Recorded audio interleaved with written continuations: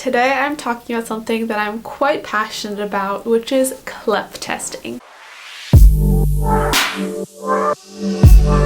CLEP stands for College Level Exam Prep. So there's a few things that you need to know if you're going to be maximizing CLEP for your college graduation or your college experience. CLEP is actually the primary reason that I was able to graduate from a 4-year university bachelor degree in 3 years, and that included 2 minors and 1 major. The first thing that I want to answer is why take CLEP courses. So there's a couple reasons that I know of and the reasons that I took into account as I was preparing for college. The first one is it does give you some opportunities to graduate early.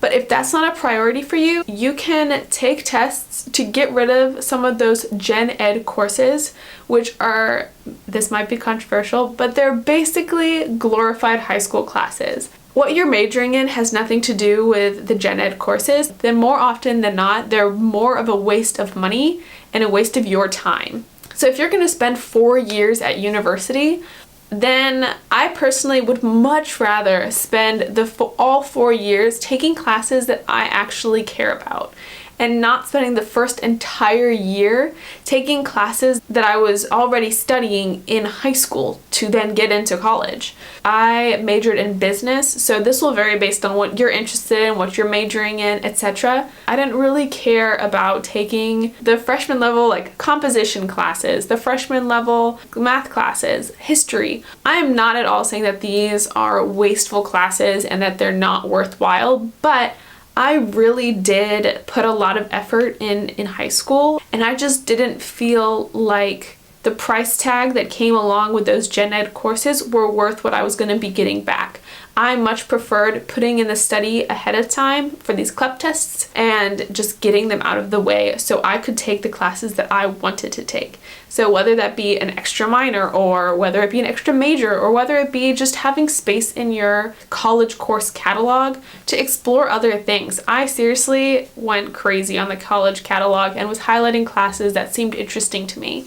And they were from all parts of the spectrum, just by trying to open up the free space. That's part of the reason that I think CLEP is so beneficial. By determining why you're doing something, you're going to be a lot more dedicated because you have decided why you're doing it and not just what you're doing. Please continue watching because that will explain to you the how, now that you've already determined the why.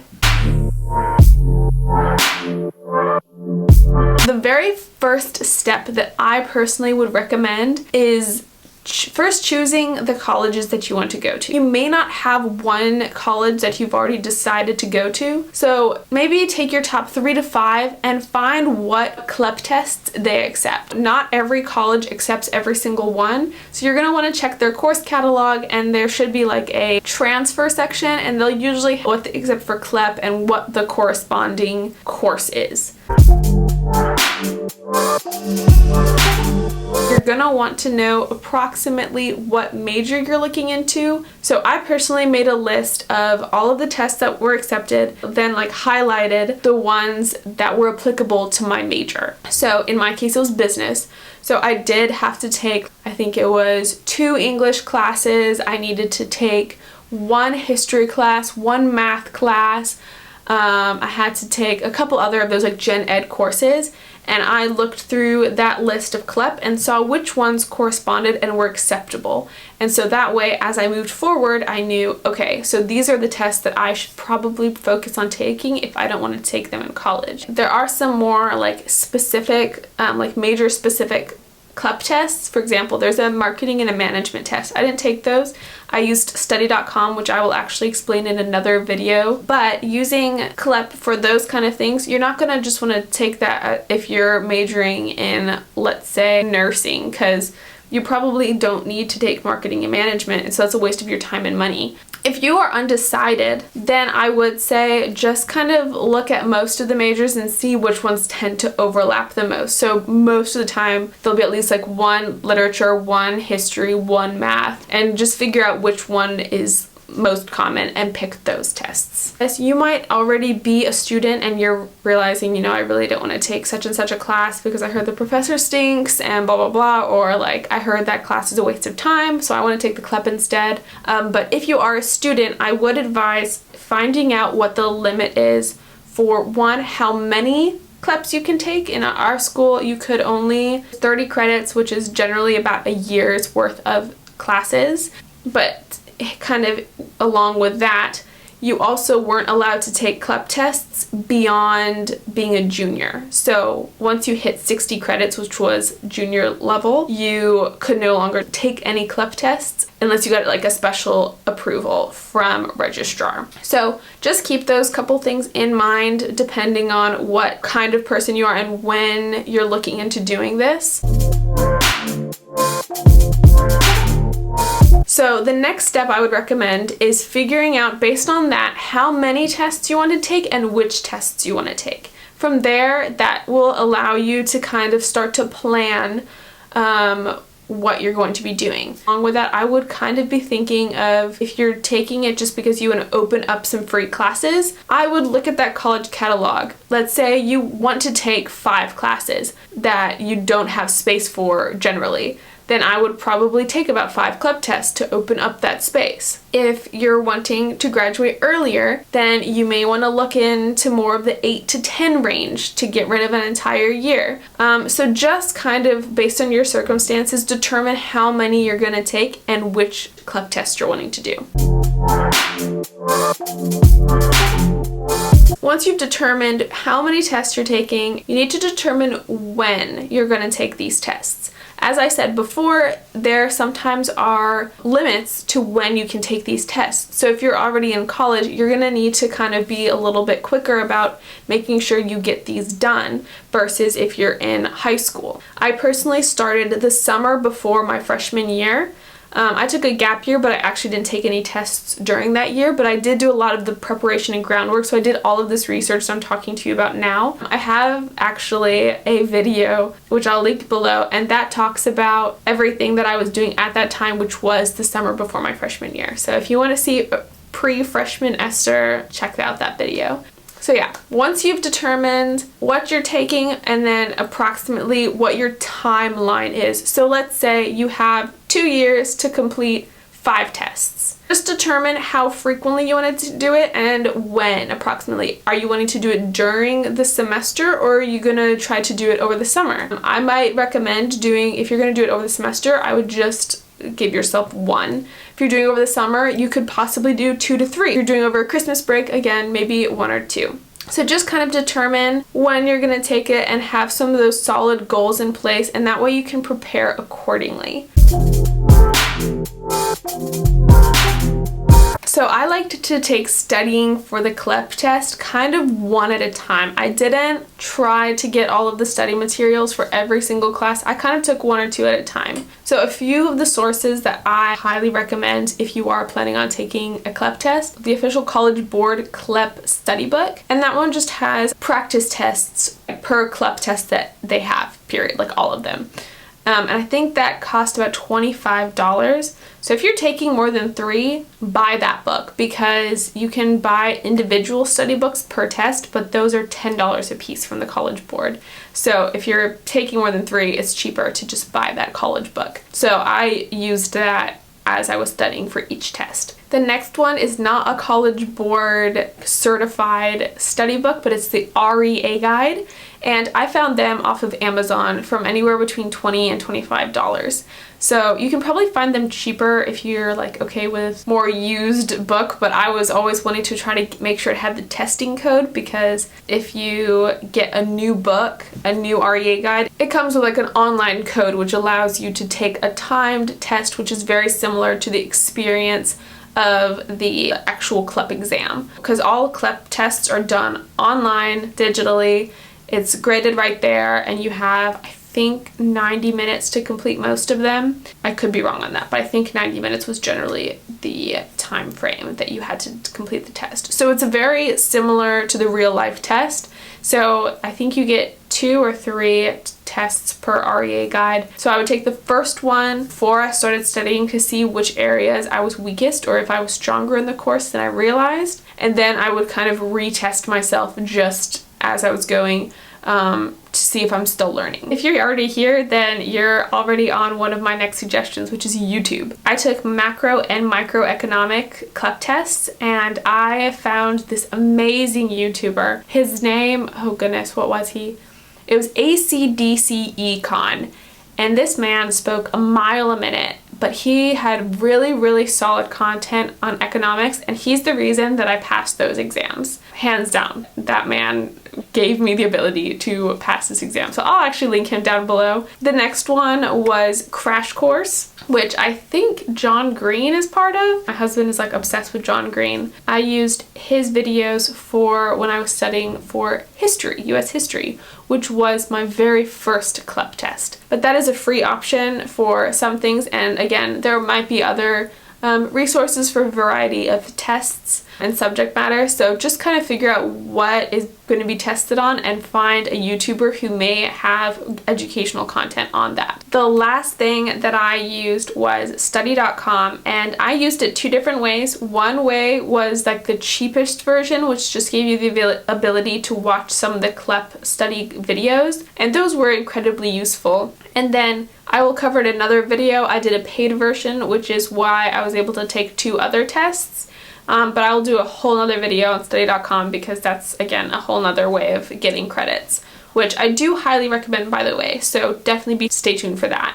And I think at that time, study.com, like the cheapest option, was about $50 a month. And so I think, had it for 1 month of the summer when I was taking 2 tests, and that way I found it was the most useful for my American or British, I think it was American literature, which I barely passed, by the way. But that one I was particularly worried about, and I did not find any useful free tools, and I had the REA guide, but I really wanted some additional information, and I found that the study.com was a fantastic resource for that. Study.com actually has like an entire section for CLEP preparation, so there is that to consider. There is like a section dedicated for CLEP tests. So it's not just like you're taking a random course, like it is kind of the information related to CLEP.